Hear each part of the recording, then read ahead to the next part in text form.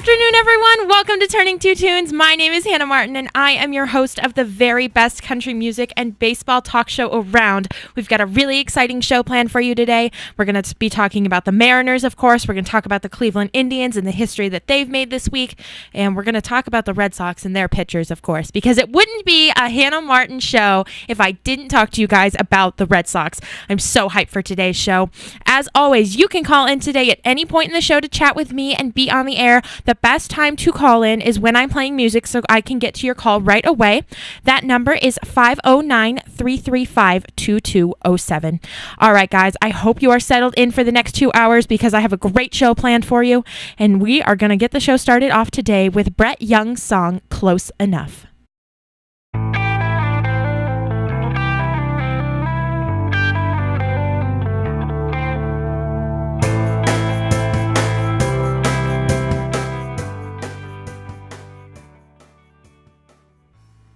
All right, everybody. So how did you like those last three songs? We had, of course, Brett Young with Close Enough, and then we had the new track from Kane Brown, just came out last Friday. It's called Found You.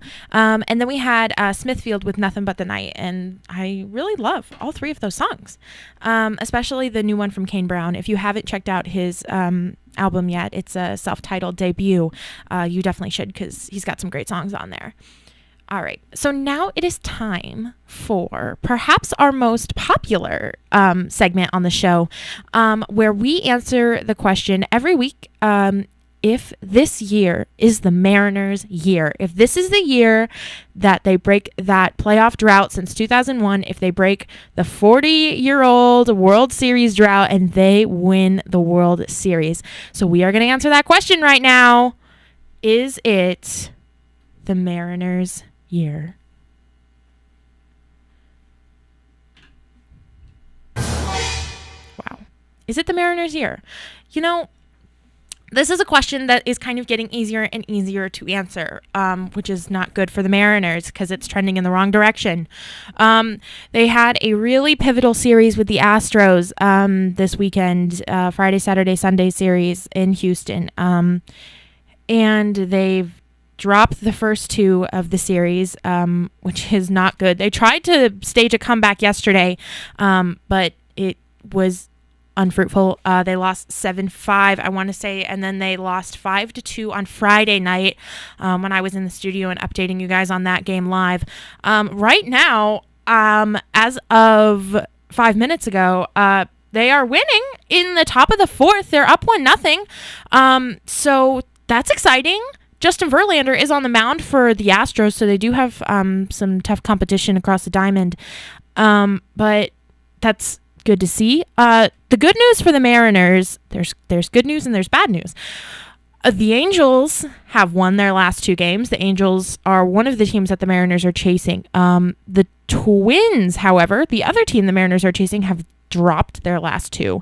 So even though the Mariners have also dropped their last two, they haven't dropped any games in the standings. They're still 3.5 games out of that second wild card spot. They're still looking up at the Angels and the Twins. So now the Angels are, I want to say, a game and a half out of that second wild card spot. But the Twins are losing to the Blue Jays. They're losing 5-3. So this is crunch time. We're down to 14 games, I believe is what I heard earlier, on the regular season. And I mean, Mariners got to start winning some games. They can't be taking, they haven't even won today. So they have to start sweeping. They have to start taking at least 2 out of 3 from these competitive teams if they want to win, if they want to get to the playoffs. I mean, it's pretty simple. You just have to win. It's not a situation you want to be in where you're looking up and there's 10 days left in the regular season, which we're coming up on here. And you have to, other teams have to lose and you have to win and all these different things have to happen in order for you to get into the playoffs. You just want to be able to win and get there. And the Mariners, this is a big game for them today, especially if the Twins do drop that game to the Blue Jays.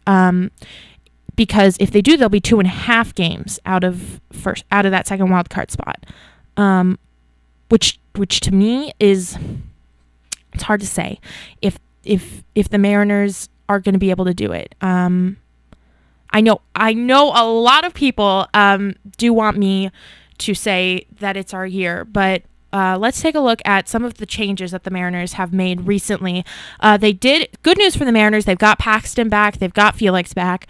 So that's a big help to their starting rotation there.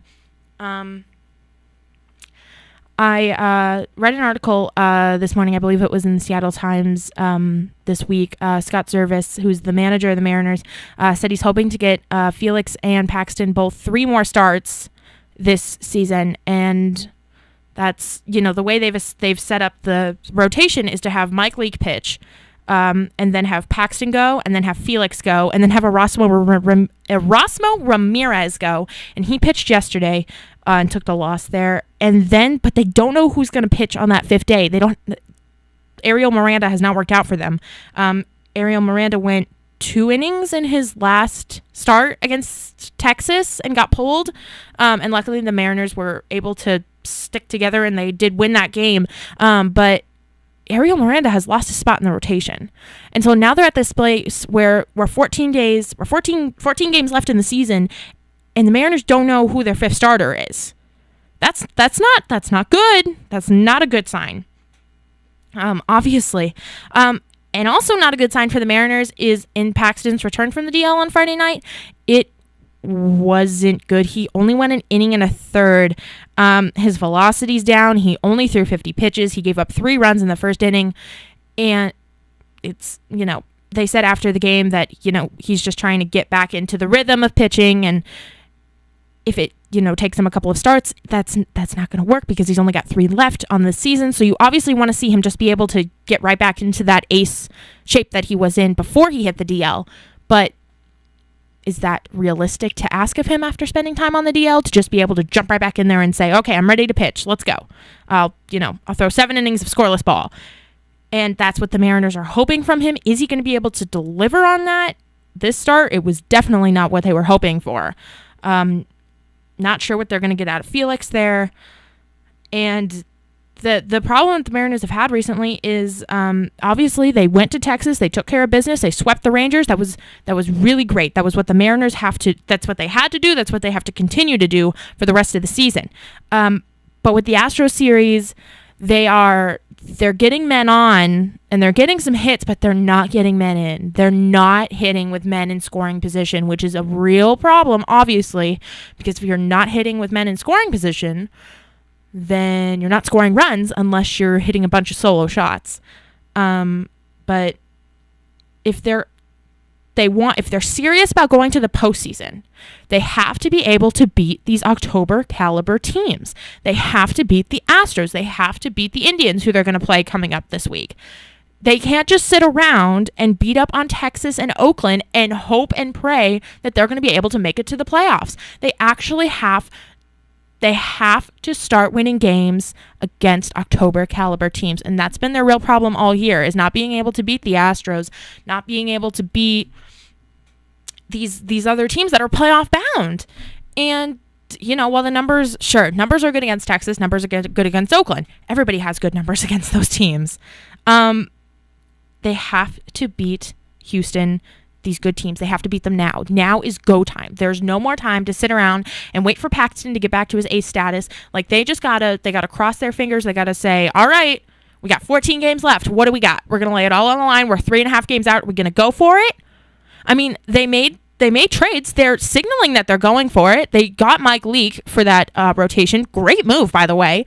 Nobody's talking about that, but that has really saved them, that Mike Leake comes in and eats up some innings for you and does a really good job for you. And then they acquired Yonder Alonso from the A's. Also a good trade for man first base for them, and get some offense and kind of produce from them there. But I don't know. It's always hard with the Mariners because, everybody wants to say, oh, this is a great story. Like, let's go. First time since 2001. This is their year, but The injuries have hurt them this year. I just don't know if there's enough time on the clock for them to get back. They're one game under 500. It's a mess right now. It really is. They have to win today. If they don't win today, especially if Minnesota wins today and then they drop to 4.5 games out, it's really, I want to say it's over. I do. I really, especially with the Angels being hot right now, because the talk has been all year that whoever is going to get that second wild card spot is whoever gets hot at the end of the year. And right now it's the Angels. So is it going to be the Angels we see in October? Is it going to be the Twins, or is it going to be the Mariners? Because those are the 3 teams right now that I have. It's going to be one of those 3 teams. And right now it's not looking like the Mariners, not the way they've been playing recently. And they know that. They know they have to play better. They know they have to beat these teams now. Baseball is hard. That's why not everybody can do it. But there's a lot of people out there rooting for them. I know them. You probably know them. You might even be one of those people who is rooting really hard for the Mariners to make it to the playoffs in the World Series. But the 5th starter kind of worries me there, that they don't know who's going to be pitching for them in that Cleveland series. And I just don't know if they can, if the rotation can hold it together for them. The offense has been pretty good, albeit they scored 2 runs yesterday, but 2 runs on Friday, but they did get 5 yesterday. So Mariners, let's go. Let's put some runs on the board. Let's get the win today. Let's get 2.5 games out of that first wild card spot, and let's go from there. So is it our year? The question. For the first time, I'm going to say undecided. I need more time to make this crucial call. In the past, it's been no, but it really depends on how the game goes today. So how about this? The game, it's bottom of the 4th. It might be over by the time I hop off the air. So let's see what the Mariners do today. Let's see what the Twins do today, and then I will give you an answer. Okay? All right. We are going to jump right back into some music, but don't go anywhere, because after we play those songs, we are going to go into perhaps my favorite segment, Hannah Proves Zach Wrong, and it's a good one. So stay tuned. Oh, what's that sound? Oh, I think it's time for Hannah Proves Zach Wrong, the portion of the show where I talk about how I'm proving my 14-year-old Yankee fan brother wrong. I know it's my family's favorite part of the show for sure, and definitely Zach's. So today's topic of conversation that we are going to talk about is, I can't believe I'm even talking about this, tater tots. So I'm sure everyone knows what a tater tot is, but the first time I ever heard of this phrase being related to baseball is when me and my mom were going to the Red Sox game when the Red Sox were in town against the Mariners there. They were in town end of July. Yes, end of July, last week in July. Went and saw Chris Sale pitch. Very exciting. And so my dad was driving us because we always like when we go to games just to have somebody drop us off so we don't have to worry about parking because it's horrible. And we were listening to the Yankee game because they had a morning game, and the announcer for the Yankees, his name is John Sterling, longtime announcer. All baseball fans have basically heard of him, and he says, the Yankees, get ready, buckle up, these young Yankee players are like tater tots because they mash the ball. And I don't think I've ever cringed harder. But my brother just loves that. My brother and my dad thought that was just a great thing for the Yankees to brand. And I think it's really terrible. Obviously, they're trying to play off because they have, as much as it pains me to admit, they have a lot of good young players. Aaron Judge, obviously, Gary Sanchez. They have a lot of these guys coming up through the system. Clint Frazier, who made a couple of appearances there for the Yankees before Aaron Hicks came back from the DL. And they said that these guys, because they all mash the ball and they're playing off the word tot because they're all so young, they're like, oh, tater tots. And I honestly, makes me cringe every time I even think about that phrase being used in this context. I'm not sure if, I know Idaho, we're right on the border of Idaho here in Pullman, if Idahoans feel differently because of all the potato production that they have over there in the state. But if you feel strongly that this is a great nickname, if you feel differently than I feel, obviously, why don't you go ahead and give me a call, 509-335-2207. We can talk about if this nickname is actually any good. And I really think it's a no from me, dog. Let's just say that. All right. Well, we are going to jump back into some music here. And once again, if you've got any thoughts on that nickname there, 509-335-2207. All right, everybody. So that was I Look So Good Without You by Jesse James. I really love that song. And we actually do have a caller on the phone. She was listening to that last segment where I was talking about the Yankees announcer calling the new young players tater tots. And she has some thoughts on the subject. So everyone, this is Savannah. And Savannah, you are on. Hi, Hannah. So I was doing some researching after you were talking about them being called tater tots, because I'd never heard that either. Right. And so from my research, I found a link to Wikipedia that had a glossary of baseball terms. Okay. And so a tater, according to Wikipedia, is a home run, technically. So it says, quote, a tater is a home run. The term started to appear in the 1970s, specifically as, quote, long tater, end quote. The ball itself has been known as a, quote, potato, end quote, or, quote, tater, end quote, for generations. A long ball is thus a long tater, shortened to just tater for the specific meaning. And so I think that calling them a tater tot, like as a, with the ball being known as a potato or a tater, like they smash it. But at the same time, I feel like it'd make more sense if because tater tot being like, oh, they're a tot, they're a toddler, they're a young, they're a young potato. But the ball itself is known as a potato or a tater. So that doesn't really make sense to me. If they're calling them like a young ball, which makes no sense. Like if a tater was a baseball player, and then it would make sense to call them a tater tot, but it doesn't make any sense because a tater is known as a home run. So two things on that. One, thank you very much for that, to giving all of us some clarification, because I actually didn't know that that there was this rich history with potatoes and baseball. And I don't know if the Yankees announcer knew that, and so that's why he made this comparison. Also, too, I'm shook that we're talking about the history of potatoes and baseball. Who knew that this is what I'd be doing on a Sunday morning at 12:45? But I'm really thankful that you called in and you explained that to everyone. How is your feeling about the nickname itself? Do you like it? I think that it makes sense calling them. I think that it doesn't make sense calling them a tater tot, but with the known definition of tater.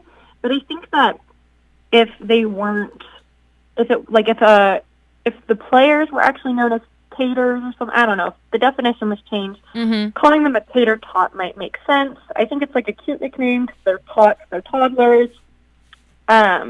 So, that's fine, but just with the current definition, especially the fact that it says it's roughly 40 years old, almost 50 years old, actually, because it's, holy cow, 2017, no, it's closer to 2020 than 2010. So it's almost 50 years old, so I feel like you can't really take a definition that's almost 50 years old and then just decide to change it, but then again, if anyone's going to do it, it makes sense that it's a Yankees announcer. Yep, drag them. But if you don't know, everyone who's listening, the Yankees announcer, John Sterling, has a long and colorful history of making up nicknames for the players or for plays. And so this is just... He just wants something to stick so that he becomes famous. This is one of his things. I am going to give you some scores updates, so stay with us, Savannah, because I do want to get your thoughts on this. Savannah is a big Mariners fan herself. So as I said when I came on the air when the music was playing a little bit earlier, the Red Sox did have David Price come into the game in that bullpen role, and he only threw 7 pitches and 5 were for strikes. He got a fly out to center field. He struck out Evan Longoria, who's been trouble for the Red Sox today, and then he did ground out to first, and he got last batter for the Rays to ground out to first base. So the good solid bullpen debut for David Price with the Red Sox.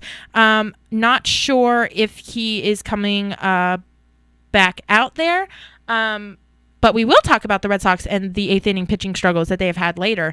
The Red Sox right now are in the top of the 9th, down 3-2. They're looking for a run. They did come back on Friday night and score 3, so I'm hopeful. The Yankees are losing to the Orioles right now, 6-3 in the top of the 8th. What happened to Sonny Gray there, my family who's listening and loves Sonny Gray, giving up 6 runs to Baltimore? In sad news, the Mariners have drop that lead there. The Astros have come back to go up 2-1 in the bottom of the 5th. There was a 2-run home run off of Andrew Moore. And in even perhaps sadder news, the Twins are beating the Blue Jays 7-5 now. Savannah, the Mariners, this is a must-win game for them, and they're losing, and they've also got the Twins winning. What are your thoughts? Well, to begin, just to go back to a segment that you have done in the past, the what are you mad about? Yes. I'm going to do my own rendition. What I'm mad about today is the fact that I'm rooting for the Blue Jays. Retweet. Because there is no other team that I hate more than the Blue Jays. Exactly. And I think it might be purely because they're Canadian. Yeah. That I hate them. So I'm having to root for the Blue Jays, which makes me sad. Mm-hmm. Another thing that I'm mad about is I'm having to root against the Twins because I do like the Twins, but at the end of the day, I will always be true to the Blue, so I will always root for whatever indirectly is best for the Mariners, whether it's directly rooting for the Mariners or indirectly rooting for another team or rooting against another team that I may like just so the Mariners can progress and be successful. Of course. So on the Mariners, we're in the bottom of the 5th right now, and it's only 2-1 with the Astros beating them. So they're literally only 1 run down. Yes. So the way I see it, there's still 4 innings, and it's really, especially after watching that past Boston Red Sox game, I understand obviously 4 very different teams, but we were in the 15th inning, and they scored 6 runs. You're right. They finished very strong, and yes, they did. Retweet. I think that with baseball, that's the one thing I love about baseball is literally it's anybody's game until you get to the 9th inning. It is. Even if it's, whether you win on a walk-off or if you win in the bottom of the 9th, which can be even more exciting.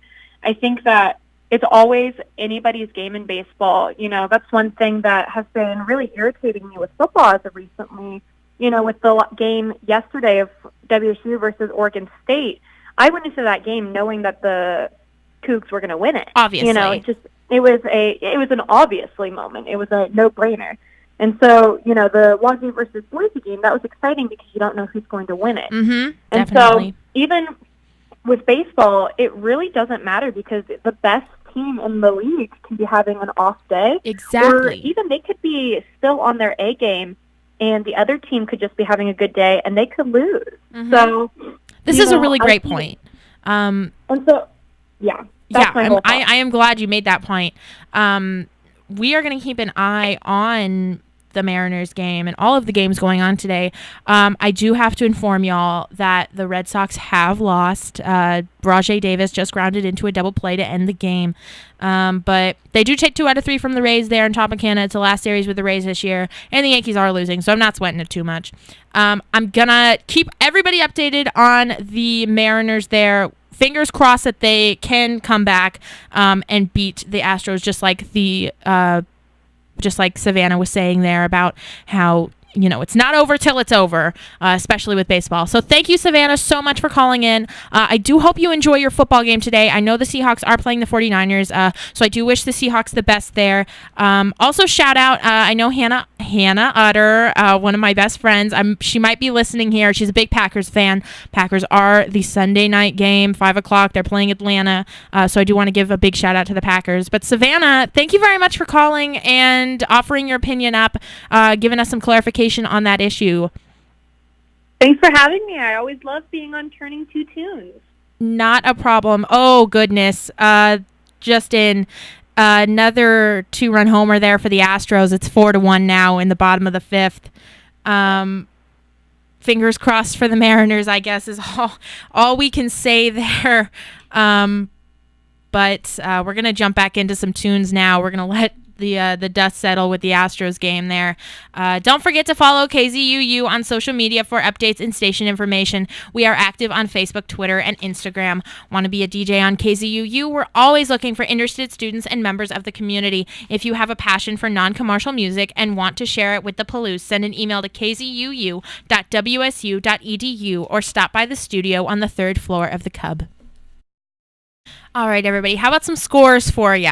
So as I said earlier, the Rays have beaten the Red Sox 3-2. The Yankees are rallying, and I'm sweating. 6-4. Orioles still lead the Yankees, but the Yankees do have 2 on in the bottom of the 8th with 2 outs, and they have put up a run against Zach Britton of the Orioles, who is really good pitcher, but Yankees looks like they're getting to him.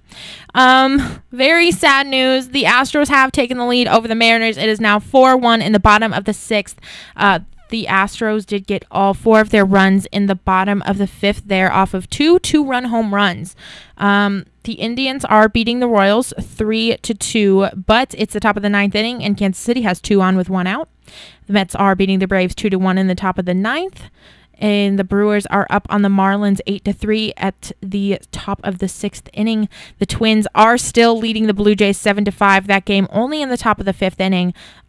So there is some hope there that the Blue Jays can rally and beat the Twins, which would be very good news for the Mariners there. I believe the Angels do not start until later today.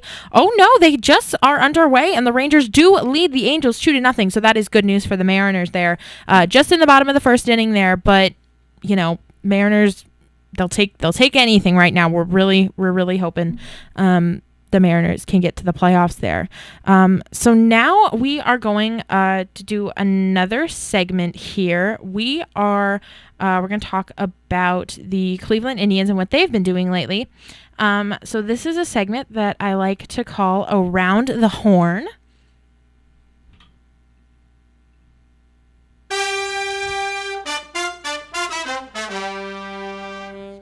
And around the horn is also a baseball term, if you are unsure. It means usually it's used in a double play or even a triple play scenario when the ball goes around the infield. So usually it starts off at third base, ball goes to second, ball goes to first. You've gone around the horn. So right now we're going to talk about the Cleveland Indians and what they've been doing lately. If you don't know, they won 23 games in a row. They set an American League record. It was previously held by the Oakland A's in 2002. They won 20 games in a row, I believe, 2021. I haven't seen Moneyball in like 2 weeks, so I'm a little rusty. But the Indians did break the record. They won 23 in a row before they lost on Friday night to the Kansas City Royals there. Trevor Bauer took the loss for the Indians. But it's an amazing thing to win 23 games in a row. I mean, if you really think about that, for no one to have an off day, for everyone to be on their game every day for 23 games in a row, not only do you have to be a really good team, but I think you also have to have some luck on your side there. It's not to undercut anything that the Indians have done. I mean, it's tremendous what they've been doing in Cleveland. They got a really great team. And so looking ahead to the playoffs, the Indians have punched their ticket. They are officially playing in October.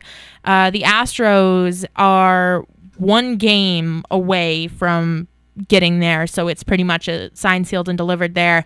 But I want to talk about this, of course, from a Red Sox fan's point of view, because a lot of people I saw on Twitter were getting worried that, the Indians have been so good. And, of course, last year in the playoffs, the Indians swept the Red Sox in the divisional series. But this, to me, I'm happy that this happened. It's kind of a get all your winning out now kind of thing while we're still in regular season ball and you're not playing my team. So it's good for baseball because it's really exciting to see. 2, it's good for the Red Sox, but it's also good for the Red Sox when you think about it. Cleveland, with that 23-game winning streak, as you probably would anticipate, took the number 1 overall seed in the American League. And that's been held by the Astros for, I think as long as the season has been around. The Astros have had that number 1 seed. But the way the playoffs work is the number 1 seed will play the winner of the wild card game, and then the number 2 and the number 3 seeds will play each other. So as it lines up now, the Indians will be playing the winner of the wild card game, which most likely is going to be the Yankees versus the Twins/Mariners/Angels. And then the Red Sox are going to play the Astros. And so let's break that down, because the Red Sox have had pretty good success against the Astros this year. I want to say they went 4-2. Oh, they went, I remember this. They went 2-1 in Houston, and then that's going to close out the season for the Red Sox and the Astros. They're going to play each other at Fenway Park. I believe it's a 4-game series. So that's going to be really interesting to see what happens there. But from a Red Sox point of view, I'm actually pretty excited that we don't have to play the Indians in the first round again and risk getting knocked out by the Indians again, getting swept. That would be horrible to get swept by the same team 2 years in a row. But I think the Astros are a more beatable team. I think they started out really hot and they've kind of come back to earth. So I definitely am more excited for the Red Sox to play. Obviously, I want them to get that second seed and have the home field advantage in the DS series. But if not, I would much rather have them play the Astros than the Indians there in the first round of the playoffs. And also a bonus, maybe that wild card team by some luck could knock out the Indians, and the Red Sox would not have to play them at all if they beat the Astros in the DS. They could meet the wild card team in the CS, and that would just be amazing. But I am curious to hear your guys' thoughts on this. What do you think it means that the Indians have won 23 games? Is it more than just something being good for baseball? Do you think that the Astros should be that number 1 seed? What are your thoughts on this whole issue? Give me a call, 509-335-2207. I will be on the air for about 50 more minutes, and I'm going to play some music here. So this is the perfect time to call in. Give me your thoughts on anything we've discussed today, the Mariners, tater tots, anything really. You know what? You want to talk about the Cougs? You want to talk about football? Let's do it. Give me a call, 509-335-2207.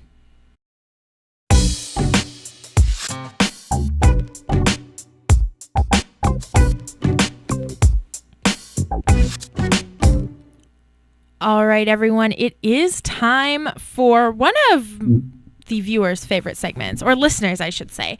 Listeners' favorite sections in the broadcast.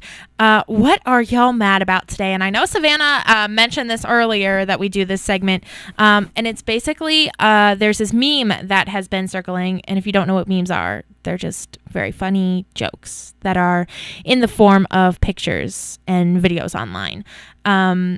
And there's this one of this lady just kind of hanging out, and she's like, what are y'all mad about today? So we are going to talk about something that's been getting me heated a little bit, and that is the Red Sox and their 8th inning situation. So today's world of baseball, there is... I'll explain it like this. So you have your starting rotation, which is your starting 5 pitchers, and then everybody else who comes in later in the games is in your bullpen. And the way baseball has been structured nowadays is that there's a lot of emphasis put on that bullpen. And you have your closer who pitches the 9th inning. And then you have, ideally, you want to have an 8th inning man and a 7th inning man. So you go to those guys in high leverage situations, and you know that they are going to be able to get you out of jams, to get the job done, to get your team to the win. If you look at the Yankees right now, they have a pretty good bullpen. They have a good 7th inning guy in Adam Warren. They have a good 8th inning guy in Dylan Betances, and they have a closer in Aroldis Chapman, and nobody knows what's really going on with him. But they've got a good bullpen. And this really started when the Kansas City Royals assembled a bullpen with Greg Holland and Wade Davis and the guy who hit Mike Trout. and got mad at him. He wears his hat sideways. I can't think of his name right now.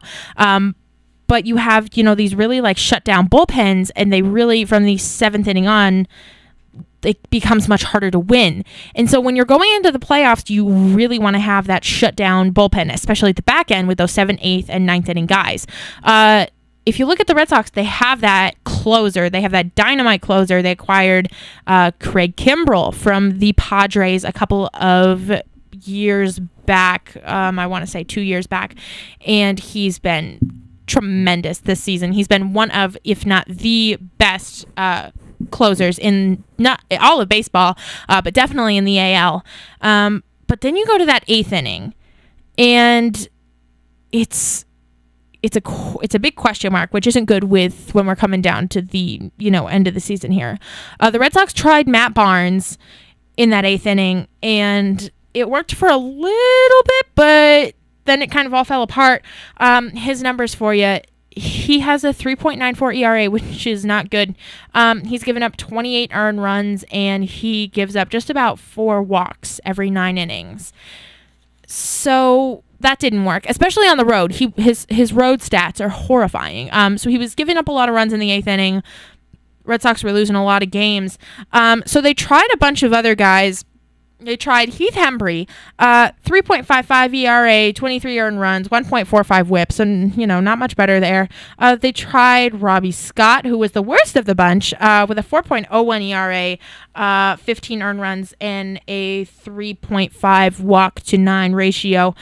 They tried Joe Kelly, who his numbers are low because he was on the DL for a while, but it didn't work out. I know he had that scoreless streak where he came in and he didn't give up any runs for a while, but ever since then he's been pretty shaky. 2.72 ERA, 16 earned runs, and a 3.9 walk-to-9 ratio. So finally at the deadline, at the trade deadline there, the Red Sox were like, all right, we're going to do something besides acquire Eduardo Nunez, who at the time, people didn't think much of, but has actually been a great signing for the Red Sox. And so they went and got, I think, Addison Reed from the Mets. And the reception to that was a little chilly, because the consensus was that he was having not such a great year for the Mets, and it maybe wasn't the guy you wanted to stake in October when you're playing a big game and you've only got a 1-run lead. That's not necessarily the guy you want coming out of the pen for you in the 8th inning, which is really what the Red Sox were acquiring this guy to do. So I'll give you his numbers. He has a 3.09 ERA on the year, but with the Red Sox, ever since the trade deadline, 4.50 ERA, which is the worst of the bunch there that I've just talked about. So that's not great. He's given up 23 earned runs on the season, which is the same amount as Heath Hembree. He's got a 1.5 walk-to-9 ratio, so he doesn't walk that many guys there. Is this the guy who is going to be the guy that the Red Sox needed to sign at the trade deadline? And I'm not so sure. Recently, he's been a lot better than he was. He was giving up a lot of home runs. I know he gave up a home run. I mean, there was a game when the Red Sox were playing the Yankees, and they were in New York, and the bullpen just completely fell. I mean, shambles. It fell apart, fell to pieces in New York, and it was a terrible look. And they tried, all in the same inning. They tried Addison Reed, and they tried Joe Kelly, and they tried Matt Barnes, and Matt Barnes couldn't get anybody out, and it was a mess. And they were trying to just like stick this team together with like tape and glue in the 8th inning and try to win this game, and they lost it. And that's the last thing you want to have happen in the playoffs. And so it got me a little scared, a little angry. But I am worried if the Red Sox are going to be able to have that. And now we're looking at the 7th inning now for the Red Sox not being able to have anybody in these high leverage situations. Who's it going to be? In the 7th inning, I feel a lot more comfortable with Joe Kelly than I do with him in the 8th inning. It's going to be Addison Reed, but is that good? Question mark. Is that the outcome we wanted here? I'm not so sure. So I'm curious to hear what you guys think. Weigh in on this issue. Who of that bunch do you think should be the eighth inning man? Do you think Addison Reed is going to be enough to get the Red Sox past Cleveland, who do have a good eighth inning guy in Andrew Miller? Do you think it's going to be enough? Do you think this was a good choice by the Red Sox? Give me a call. 509-335-2207. I'm going to be on for just about a half hour more here, and we are going to play some more music for you. I'll keep you updated on the scores. I know the Twins, last time I checked, they put 12 runs up on the board, so they're beating the Blue Jays 12-5, so the Mariners really have to win today if they want to stay 3.5 games out of that second wild card spot. All right, we're going to head back to some music now. All right, let's get you guys updated on some scores here. So the Red Sox have lost to the Rays. Score final of that game was 3-2 in favor of the Rays, obviously. The Orioles have beaten the Yankees 6-4. That game just went final. Athletics are beating the Phillies 6-3 in the bottom of the ninth. The Twins have gone up 13-5 on the Blue Jays. That game in the top of the seventh. And the Cubs and the Cardinals are tied 3 apiece in the bottom of the sixth. The Rangers are leading the Angels 3-0 in the bottom of the third inning. The Angels have 2 on with 2 out there, so I'll keep you updated on that one. And then, of course, the Astros and the Mariners. The Astros have gone up 7-1 on the Mariners in the bottom of the eighth inning. So I guess I do have an answer for you guys on if this is the Mariners' year or not. And it's a no. It's an I know. It's a no. I'm sorry, guys. It looks like they're gonna be back 4.5 games by the day's end.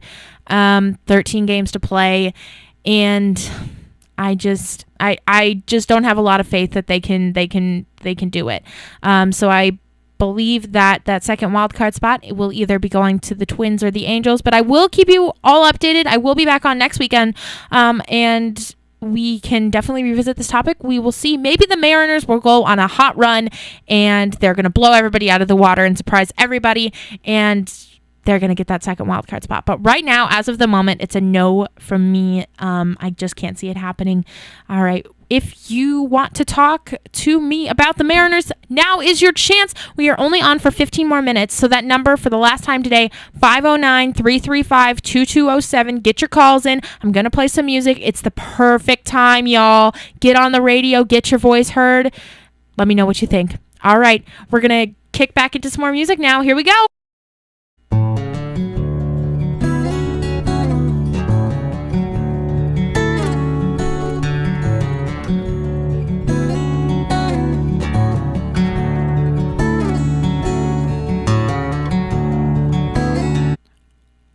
All right, y'all. It is that time in the show where it's time for me to say goodbye. Once again, I want to thank everyone for listening, both on the live stream and on the radio. It means so much to me that each and every one of you is tuning in to hear me talk about baseball. So thank you all so much. A special thank you to Savannah Rogers for calling in the show and giving us that much needed clarification on what tater tots means. I do have an accounting test to study for and a Packers game to watch with Hannah. So I'm going to head out of here. I hope you have a terrific week, and I will catch you back here next week, 12 to 2, Sunday afternoons for more Turning to Tunes. Bye, guys.